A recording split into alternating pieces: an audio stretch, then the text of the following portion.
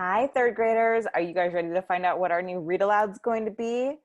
Our new read aloud is going to be Where the Mountain Meets the Moon by Grace Lin. And this right here tells us that this is a Newbery Honor book and it's published by Little Brown and Company. And so we're very, very lucky that they let us read this online. This is one of my favorite books. And it was an Oregon Battle of the Books book a couple years ago. And that's where I first found out about it. And it is so much fun. So let's find out about the adventure that we're about to have. Young Minley lives in the valley of Fruitless Mountain, where she and her parents spend their days working hard in the fields. At night, Minley listens to her father's tales about the old man of the moon and who knows the answers to everything. Minley sets out on a quest to find the old man of the moon. He will know how she can bring good fortune to her family.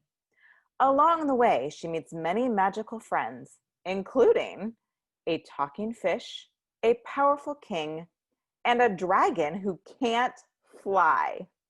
Oh my gosh, I'm so excited. Okay, here we go. Chapter 1. Far away from here, following the Jade River, there was once a black mountain that cut into the sky like a jagged piece of rough metal. The villagers called it Fruitless Mountain because nothing grew on it. The birds and animals did not rest there. Crowded in the corner of where Fruitless Mountain and Jade River met was a village that was a shade of faded brown. This was because the land around the village was hard and poor. To coax rice out of the stubborn land, the fields had to be flooded with water. The villagers had to tramp in the mud, bending and stooping and planting day after day. Working in the mud so much made it spread everywhere, and the hot sun dried it onto their clothes and hair and homes. Over time, everything in the village had become the dull color of dried mud. One of the houses in this village was so small that its wood boards, held together by the roof, made one think of a bunch of matches tied with a piece of twine. Inside, there was barely enough room for 3 people to sit around the table, which was lucky because only 3 people lived there. One of them was a young girl called Minley. Minley was not brown and dull like the rest of the village. She had glossy black hair with pink cheeks, shining eyes, always eager for adventure, and a fast smile that flashed from her face. When people saw her lively and impulsive spirit, they thought her name, which meant quick thinking, suited her well. Too well, her mother sighed, as Minley had a habit of quick acting as well. Ma sighed a great deal of an impatient noise, usually accompanied with a frown at their rough clothes, rundown house, and meager food. Minley could not remember a time when Ma did not sigh. It often made Minley wish she had been called a name that meant gold or fortune instead. Because Minley and her parents, like the village, and the land around them were very poor. They were barely able to harvest enough rice to feed themselves, and the only money in the house was 2 old copper coins that sat in a blue rice bowl with a white rabbit painted on it. The coins in the bowl belonged to Minley. They had been given to her when she was a baby, and she had had them for as long as she could remember. What kept Minley from becoming dull and brown like the rest of the village were the stories her father told her every night at dinner. She glowed with such wonder and excitement that even Ma would smile, though she would shake her head at the same time. Ba seemed to drop his gray and work weariness. His black eyes sparkled like raindrops in the sun when he began a story. Ba, tell me the story about Fruitless Mountain again, Minley would say as her mother spooned their plain rice into bowls. Tell me again why nothing grows on it. Ah, Minley's father said. You've heard this so many times. You know. Tell me again, Ba, Minley begged. Please? Okay, he said, and he sat down with his chopsticks. His smile twinkled in the way that Minley loved.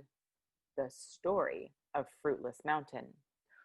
Once there were no rivers on the earth.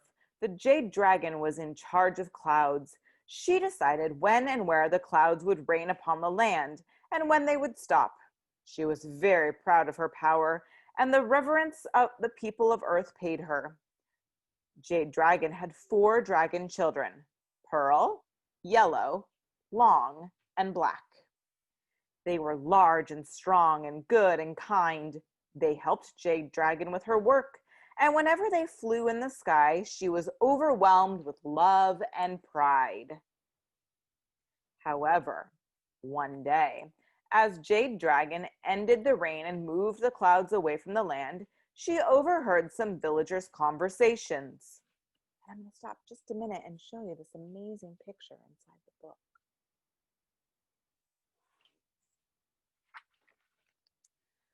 Ah, thank goodness the rain is gone, one man said. Yes, said another. I'm so tired of the rain. I'm glad the clouds are gone and the sun is finally shining. Those words filled Jade Dragon with anger. Tired of rain? Glad the clouds were gone? Jade Dragon was indignant. How dare the villagers dishonor her that way? Jade Dragon was so offended that she decided that she would never let it rain again. The people can enjoy the sun forever, Jade Dragon thought resentfully. Of course, that meant despair for the people on Earth. As the sun beat overhead and the rain never came, drought and famine spread over the land. Animals and trees withered and died, and the people begged for rain, but Jade Dragon ignored them. But their suffering did not go unnoticed by Jade Dragon's children. They were horrified at the anguish and the misery on Earth. One by one, they went to their mother and pleaded forgiveness for the humans. But even their words would not soften their mother's cold heart. We will never make it rain for the people again, Jade Dragon vowed. Pearl, Yellow, Long, and Black met in secret. We must do something to help the people, Black said. If they do not get water soon, they will all die. Yes, Yellow said, but what can we do? We cannot make it rain. We cannot dishonor Mother with disobedience. Long looked down at the earth.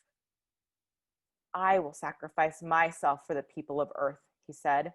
I will lay on the land and transform myself into water for them to drink. The others looked at him in astonishment, but one by one they nodded. I will do the same, Yellow said. As will we, Pearl and Black said. So Jade Dragon's children went down to earth and turned themselves into water, saving the people on the earth. They became the 4 great rivers of the land, stopping the drought and death of all those on earth.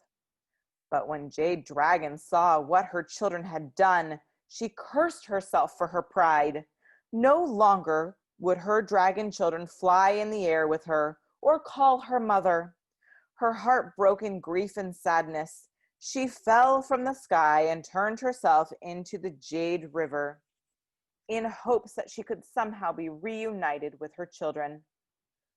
Fruitless Mountain is the broken heart of Jade Dragon.